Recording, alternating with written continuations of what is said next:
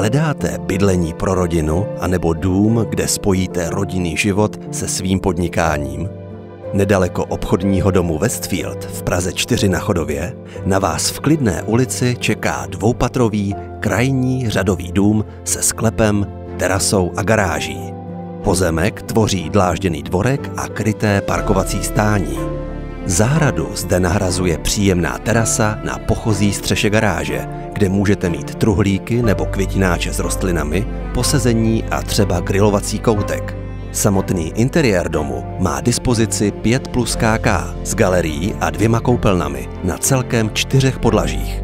V přízemí můžete mít pokoje nebo prostor využívat jako sídlo své firmy nebo ateliéru. V horních podlažích najdete obývací pokoj s kuchyňským koutem, otevřenou galerii a 2 pokoje. Sklep vám může sloužit jako technická místnost. V domě najdete dostatek soukromí pro každého člena domácnosti a nechybí zde ani místo ke společnému stolování, odpočinku nebo zábavě. Majitelé dům rekonstruovali před 20 lety. Nedávno pořídili nový plynový kotel a zateplili fasádu. Ať už se nastěhujete ihned nebo dům zmodernizujete podle vašich představ, v každém případě zde najdete pohodlné a klidné bydlení. Pokud vás neláká klasický byt a u rodinného domu nechcete mít na starost zahradu, tato nemovitost je příjemným kompromisem, který nabízí pohodlí, prostor i zázemí pro vaši rodinu. Přijďte se podívat osobně.